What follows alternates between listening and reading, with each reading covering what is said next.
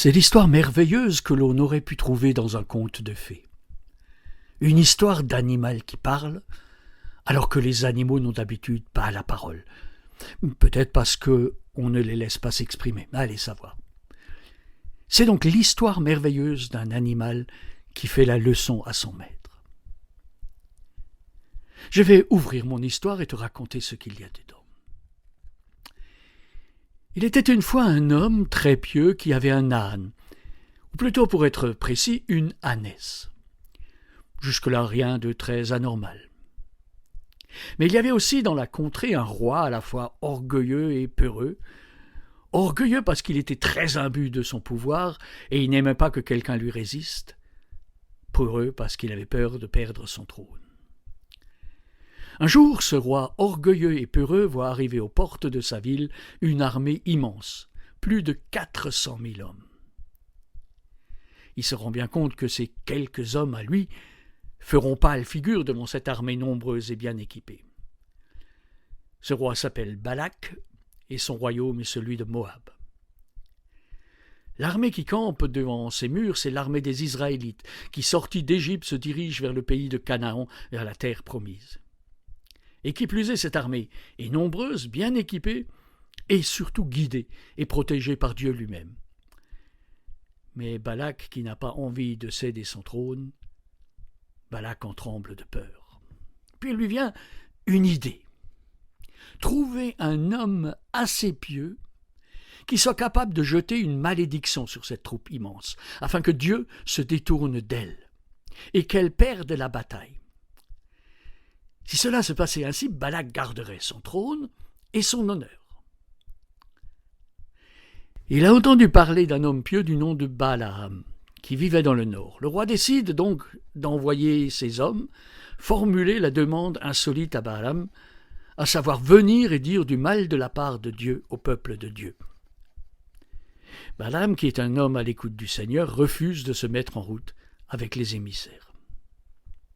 Seulement notre roi Balak, orgueilleux et peureux, insiste. Il n'aime pas qu'on lui résiste et il envoie d'autres émissaires avec d'autres cadeaux et avec toujours la même demande, jeter la malédiction sur le peuple de Dieu. Et voilà ce que Balaam fait répondre au roi. Même si Balak me donne tout l'argent et tout l'or qui remplissent sa maison, je ne peux pas faire une chose, petite ou grande, contre l'ordre du Seigneur mon Dieu. Seulement voilà, dans la nuit, Dieu a changé son plan.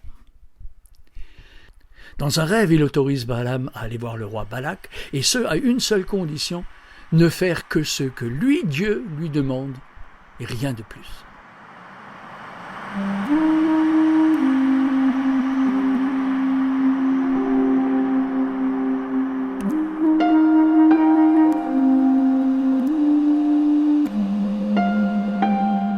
Je ne sais pas pourquoi, mais Balaam pense que Dieu lui donne un chèque en blanc et qu'il lui donne l'autorisation de se mettre en route.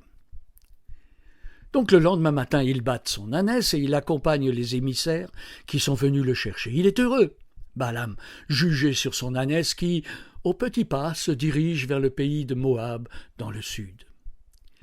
Ah, je me l'imagine chantonnant dans le matin frais, psalmodiant les louanges du Seigneur, peut-être. Seulement voilà, il y a un problème. Dieu n'est pas du même avis. Dieu n'est pas content. Il avait bien spécifié à Balaam qu'il ne devait rien entreprendre sans son avis. Voilà, Dieu n'a jamais dit qu'il devait partir avec les émissaires. Et même si Balaam avait cru comprendre autre chose, Dieu n'est pas content. Il est même très en colère que l'homme pieux du Nord lui ait désobéi. Alors il va intervenir dans le voyage de Balaam. Sur la route, large et plate, il place un ange devant l'ânesse, un ange qui lui barre le passage. Oh, cet ange est menaçant, il tient une épée à la main. Alors l'ânesse, qui est tout sauf un âne, l'ânesse a vu l'ange et elle quitte la route et passe à travers champs. Ce qui agace profondément Balaam, qui, du coup, n'est plus aussi confortable sur le dos de sa monture. Coup de bâton donc sur la croupe de la pauvre bête. Dans un chemin étroit entre les vignes, l'ange se présente une seconde fois devant l'ânesse de Balaam. Alors pour l'éviter, la bête se serre contre le muret. Elle érafle le pied de son maître contre les pierres rugueuses. Et cela met Balaam en fureur. Lui, l'homme de Dieu, il ne voit pas l'ange et il ne comprend pas. Donc, seconde volée de coups sur la croupe de l'ânesse, un peu plus violente cette fois-ci car Balaam est très contrarié. Le chemin est vraiment très étroit. Et l'ange de Dieu bloque véritablement le passage. Pas moyen de passer à droite et pas moyen de passer à gauche. La voie est bloquée. Alors, l'ânesse prend peur. Elle se couche et le pauvre Balaam se retrouve sous la bête en sandwich entre le sol rugueux et son ânesse. Il se met en colère, les coups de bâton pleuvent. Et alors, me direz-vous comme les enfants au beau milieu de l'histoire quand la tension devient insoutenable? Et alors?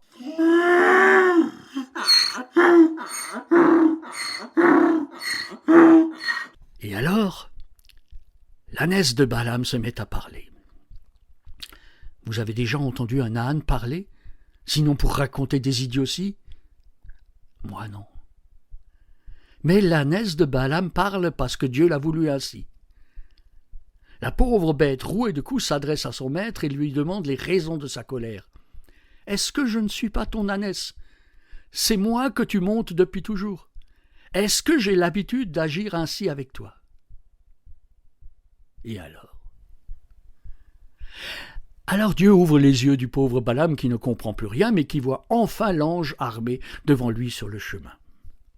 Dieu parle par la bouche de l'ange pour faire remarquer son injustice par rapport à son ânesse fidèle, et pour lui rappeler qu'il est parti sans en avoir reçu l'ordre comme cela était convenu. L'ange armé se montre même très menaçant avec l'homme pieux du Nord. « Ton ânesse m'a vu et 3 fois elle s'est écartée de moi. Si elle n'avait pas fait cela, je t'aurais tué, mais elle, je l'aurais laissée en vie. » Voilà ce que cela peut en coûter de désobéir à Dieu. Oh, Balaam n'est pas un sot, il comprend très bien qu'il a fait selon sa tête. Alors il se plie enfin à la volonté divine. Si Dieu le veut, il rebroussera chemin. Mais est-ce que Dieu le veut?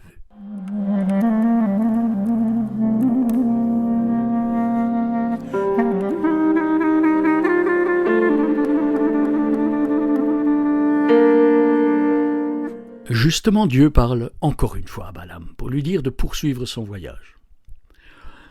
Dans sa tête d'homme pieux, Balaam se dit que Dieu ne sait pas ce qu'il veut. Mais comme on dit chez nous, les voies du Seigneur sont impénétrables. Dieu veut qu'il aille voir Balak, vous savez, le roi orgueilleux et peureux. Mais il veut aussi que Balaam ne dise rien d'autre que ce que lui, le Seigneur, lui inspirera. On peut dire qu'il a eu chaud, notre homme pieux du Nord. Bon, l'histoire se termine bien pour Balaam et pour son ânesse. Au lieu de maudire le peuple des Israélites, Balaam leur dit du bien de la part de Dieu, non pas 1 fois, non pas 2 fois, mais 3 fois. Fin de l'histoire aussi pour Balak, le roi orgueilleux et peureux. Balaam et son ânesse vécurent heureux et ils eurent... Non, pardon, ça ne marche pas. Donc Balaam et son ânesse vécurent heureux, et s'ils ne sont pas morts, ils vivent encore aujourd'hui. Voilà, je vais refermer la boîte de mon histoire. Jusqu'à la prochaine fois.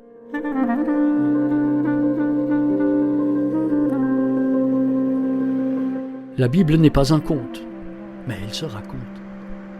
Et si vous désirez en savoir plus sur l'histoire merveilleuse de l'ânesse de Balaam qui parle, elle se trouve dans le livre des Nombres dans le chapitre 22.